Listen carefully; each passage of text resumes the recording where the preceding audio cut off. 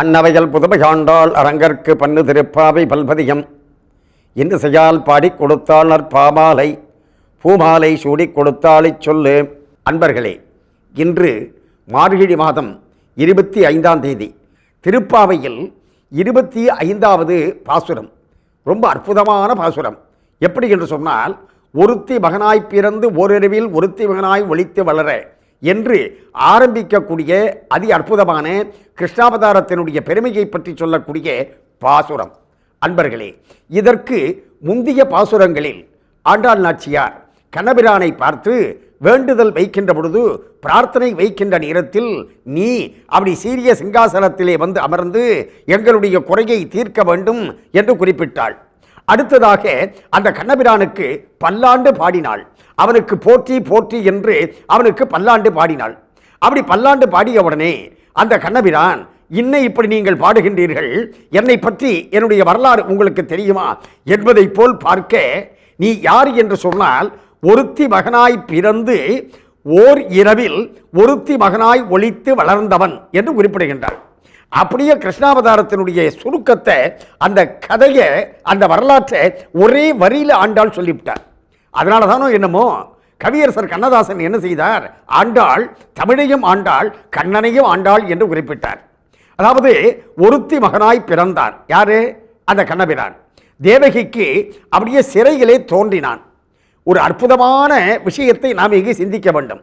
அப்படி தேவகிக்கு கண்ணபிரான் சிறையிலே அவதாரம் செய்தவுடனே, தோன்றியவுடனே அப்படியே சங்கு சக்கரத்தோடு எல்லாம் வல்ல பரம்பொருளாக காட்சி கொடுத்தார்.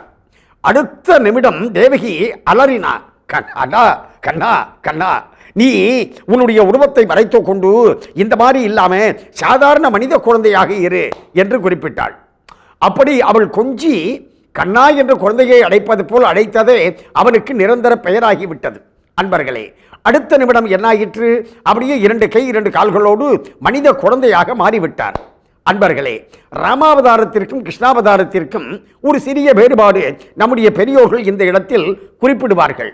என்ன என்று சொன்னால், தசரதனுக்கு 4 ரத்தனங்கள் பிறந்தார்கள். யாரு? ராமபிரான், பரதாழ்வார், இளையபெருமாள் லக்ஷ்மணன், சத்ருகுணன் என்று அப்படி 4 ரத்தனங்கள் தோன்றினார்கள் தசரதனுக்கு. ஆனால் இங்கு பார்த்தீங்கன்னு சொன்னாக்க, இந்த பாசுரத்தில் ஒருத்தி மகனாய் பிறந்து ஓர் இரவில் ஒருத்தி மகனாய் ஒளித்து வளர என்று எப்படி என்று சொன்னால், வசுதேவர் தேவகிக்கும் அந்த யசோதை நந்தகோபர் என்ற 4 பேருக்குமாக ஒரே ரத்தனமாக அந்த கண்ணன் வளர்ந்தான் என்ற செய்தியை இந்த வார்த்தையில வச்சு அப்படியே ஆண்டாள் சொல்லி இருக்கின்றாள்.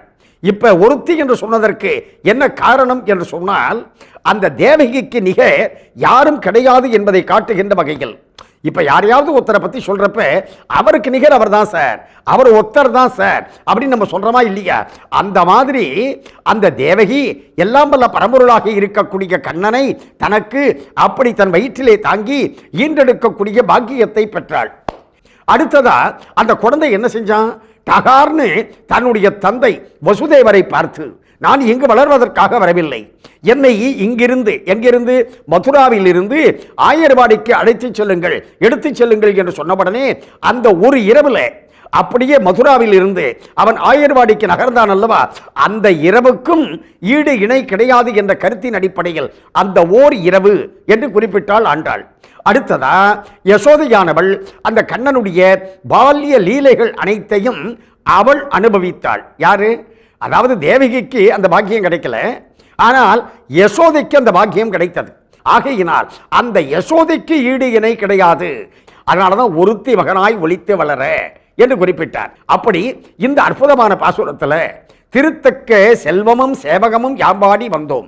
திருத்தக்க செல்வம், திருத்தக்க செல்வம் என்று சொன்னால், அந்த கண்ணபிரான் மீது அப்படி பக்தி கொண்டு அவனுக்கு தொண்டு செய்யக்கூடிய செல்வம் இருக்கின்றதே, அதுதான் செல்வம் என்று, திருத்தக்க செல்வமும் சேவகமும் யாம்பாடி வந்தோம் என்று எங்களுடைய கவலைகள் நீங்கிவிடும் என்று, நமக்கு யாருக்காவது கவலை இருக்கும் என்று சொன்னால் இந்த பாசுரத்தை தினசரி சொன்னா போறோம், நம்முடைய மனக்கவலையானது நீங்கிவிடும் என்று சொன்னால் மிக இல்லை என்று தெரிவித்து, இப்பொழுது நாம் இந்த பாசுரத்தை சிந்திப்போம். வாருங்கள்.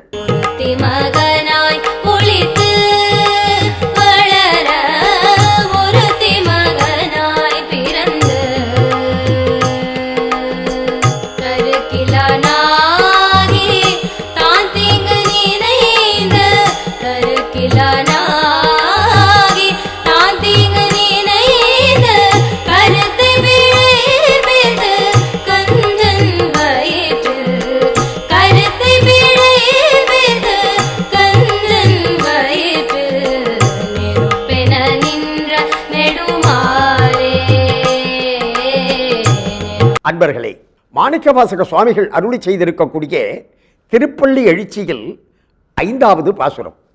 இந்த பாடலில் பார்த்தீங்கன்னு சொன்னாக்க, திருப்பெருந்துறை மன்னா என்று அந்த இறைவனை அப்படி உரிமையோடு அழைக்கின்றார் மாணிக்கவாசக சுவாமிகள். இந்த பாடலில் பார்த்தீங்கன்னு சொன்னாக்க, அப்படி பஞ்சபூதங்களின் வடிவாக இருக்கின்றான் இறைவன், பூதங்கள் தோறும் நின்றாய் என்று. பஞ்சபூதங்களின் வடிவாக இருக்கின்றான் என்று சொன்னால் என்ன அர்த்தம்? இறைவன் அப்படியே இந்த உலகம் முழுவதும் வியாபித்திருக்கின்றான் என்ற ஒரு கருத்தை அற்புதமாக வலியுறுத்துகின்றார் இங்கே மாணிக்கவாசக சுவாமிகள். எப்படி என்று சொன்னால், பஞ்சபூதங்களின் வடிவாக அவன் இருக்கின்றான் என்பதற்கு நமக்கு பஞ்சபூத திருத்தலங்களே சான்றாக இருக்கின்றது. அடுத்ததா அந்த இறைவனை போக்கிலன் வரவிலன், அதாவது என்ன அற்புதமாக சொல்றார் பாருங்க. அந்த இறைவனுக்கு வரமும் கிடையாது, போக்கும் கிடையாது. அதாவது வரமும் போக்கும்னா என்ன அர்த்தம்? ஒன்றும் இல்லைங்க. இப்போ நம்ம வந்திருக்கோம் இந்த உலகத்துக்கு. அப்படி வந்திருக்கக்கூடிய நாம் ஏதோ ஒரு ஸ்டேஜில் ஏதோ ஒரு காலத்தில் நமக்கு முடிவு என்பது உண்டு. ஆனால் இறைவனுக்கு அப்படி கிடையாதான். அவன் வரவு இல்லாதவன், போக்கு இல்லாதவன். என்ன அர்த்தம்னு சொன்னாக்க, அவன் பிறவா யாக்கை பெரியோன், அவனுக்கு பிறவி என்பது கிடையாது.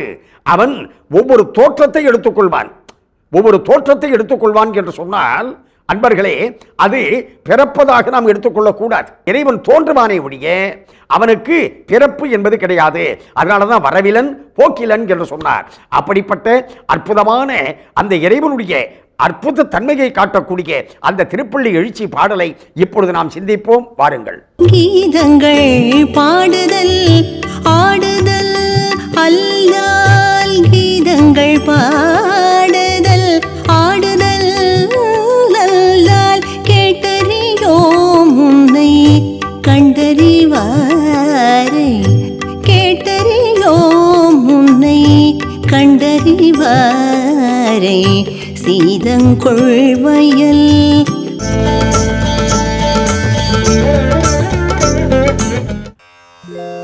நாதனை நரசிங்கனை நவின்றேத்துவார்கள் உழக்கிய பாத துளிப்படுதலால், இவ்வுலகம் பாக்கியம் செய்ததே.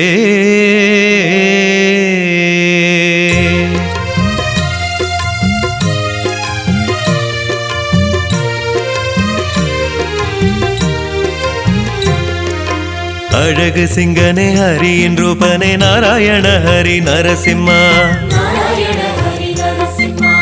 ஆழிநாதனே ஒளியின் வண்ணனே நலம் தரும் ஸ்ரீமன் நாராயணா,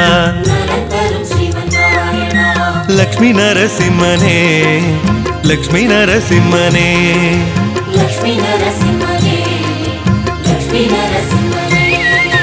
தாமரை கண்ணனே மாமணி வண்ணனே நாராயண ஹரி நரசிம்மா,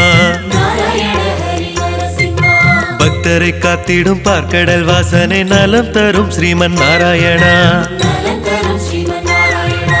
லக்ஷ்மி நரசிம்மனே லக்ஷ்மி நரசிம்மனே,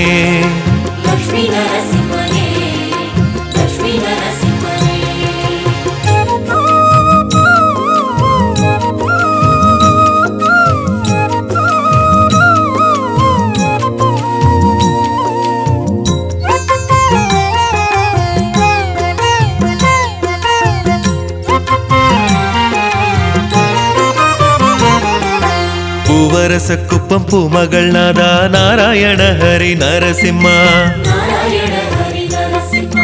புன்னாகும் நெஞ்சத்தின் பொன்னான மருந்தே நலம் தரும் ஸ்ரீமன் நாராயணா, லக்ஷ்மி நரசிம்மனே லக்ஷ்மி நரசிம்மனே,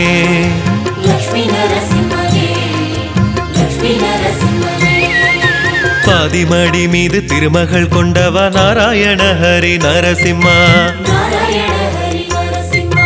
ஜோதிமயமாய் காட்சி தருபவா நலம் தரும் ஸ்ரீமன் நாராயணா, லக்ஷ்மி நரசிம்மனே லக்ஷ்மி நரசிம்மனே,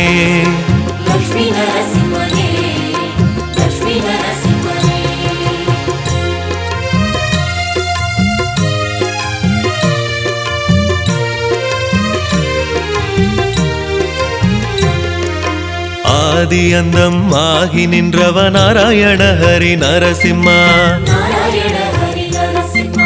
நீதி போதிக்கும் சதுர்வேதமே நலம் தரும் ஸ்ரீமன் நாராயணா லக்ஷ்மி நரசிம்மனே லக்ஷ்மி நரசிம்மனே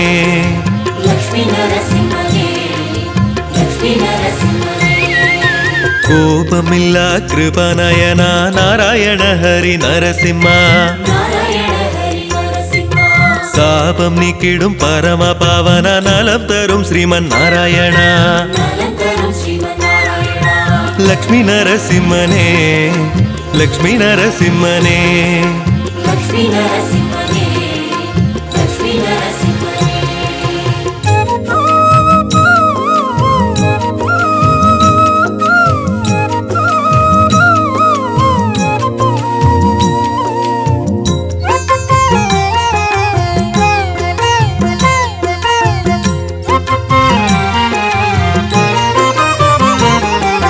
தென்னஹோபிலமே பூவரசங்குப்பம் நாராயண ஹரி நரசிம்மா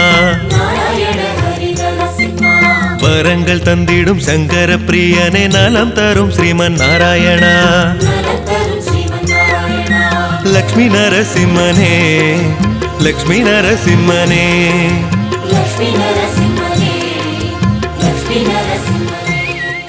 இன்றைக்கு திருப்பாவையில் 25வது பாசுரத்தையும் திருப்பள்ளி எழுச்சியில் 5வது பாடலையும் சிந்திக்கக்கூடிய ஒரு அற்புதமான பாக்கியத்தை நாம் பெற்றோம். அந்த திருப்பாவை 25வது பாசுரத்தில் பார்த்தீர்கள் என்று சொன்னால், ஆண்டாள் நாச்சியார் ஒருத்தி மகனாய் பிறந்து ஓரறிவில் என்று ஆரம்பிக்கக்கூடிய அந்த பாசுரத்தில் அப்படி அந்த கண்ணபிரானுடைய தோற்றத்தை பற்றி, அந்த கண்ணனை பற்றி அப்படி சொல்கின்ற பொழுது, கஞ்சன் வயிற்றில் நெருப்பென்ற நின்ற நெடுமாலே என்று குறிப்பிடுகின்றாள். அதாவது கம்சனுடைய வயிற்றில் நெருப்பென்ற நின்ற நெடுமாலை என்று அந்த இறைவன் இருக்கின்றானே கண்ணன், அவன் அப்படியே ஜோதியாக இருக்கக்கூடியவன். அதாவது ஜோதியாக இருக்கக்கூடியவன் என்று சொன்னால், வைகுண்ட உலகத்தில் தன்னுடைய நிரந்தரமான ஜோதியை வைத்துவிட்டு இந்த ஆயர்வாடிகளை வந்து தோன்றினான் என்று சுவாமி நம்மாழ்வார் ஆதியம் சோதி உருவை அங்கு வைத்து இங்கு பிறந்த வேத முதல்வன் என்று குறிப்பிடுகின்றார். அதாவது வேத முதல்வனாக இருக்கக்கூடிய அந்த பரம்பொருளாக இருக்கக்கூடிய கடவுள் ஆதியம் சோதி உருவை அங்கு வைத்து, அதாவது தன்னுடைய ஜோதியை உருவை அங்கு வைத்து இங்கு தோன்றியவன் என்று. இப்ப இந்த கம்சனுடைய வயிற்றில் அப்படி நெருப்பாக இருந்தானா. கம்சன் சதாசரவ காலம் கண்ணனையே நடித்து கொண்டிருந்த காரணத்தினால அப்படி கஞ்சன் வயிற்றில், கஞ்சன்னா கம்சன் அர்த்தம். அதாவது கம்சன் என்று சொல்லக்கூடிய சமஸ்கிருத வார்த்தை தமிழ்ல வரப்ப கஞ்சன் என்று வந்தது. அந்த கஞ்சன் வயிற்றில் நெருப்பென்ற நின்ற நெடுமாலே உன்னை அரித்தித்து வந்தோம், அதாவது உன்னை நாங்கள் வணங்கி வந்தோம், பறை தருதியாகில் திருத்தக்க செல்வமும் சேவகமும் யாம்பாடி எங்களுடைய மனக்கவலையானது நீங்கும் என்று குறிப்பிடக்கூடிய அற்புதமான பாசுரத்தை சிந்தித்தோம். அதற்கடுத்ததாக இறைவன் யார்? பரம்பொருளாக இருக்கக்கூடிய சிவபெருமான் அவனுடைய மிகப்பெரிய தன்மையை, உலகம் முழுவதும் வியாபித்திருக்கின்றான் என்ற, பஞ்சபூதங்களின் வடிவாக இருக்கின்றான் என்ற தன்மையை அப்படி சொல்லக்கூடிய திருப்பள்ளி எழுச்சி பாடலையும் நாம் சிந்தித்தோம். சிவபெருமானுக்கு பார்த்தீங்கன்னு சொன்னாக்க 5 முகம் என்று நம் அனைவருக்கும் நன்றாக தெரியும். என்ன அர்த்தம்? பஞ்சபூதங்களின் வடிவாக அவன் இருக்கின்றான் என்பதை உணர்த்துவதற்காகத்தான் அப்படி 5 முகத்தோடு அந்த சிவப்பெரும்பொருள் விளங்குகின்றான். அன்பர்களே, இன்றைக்கு அப்படி பெருமாளையும் சிவனையும் சேர்த்து சிந்திக்கக்கூடிய பாக்கியத்தை பெற்றோம். அந்த இறைவனுடைய தனிப்பெரும் கருணையினால் நம்முடைய நேயர்கள் அனைவரும் எல்லா நலமும் பெற்று பல்லாண்டு வாழ வேண்டும் என்று பிரார்த்தனை செய்து கொண்டு எந்த அளவில் நிறைவு செய்து கொள்வது நாகை முகுந்தன். நன்றி, வணக்கம், வாழிய நலம்.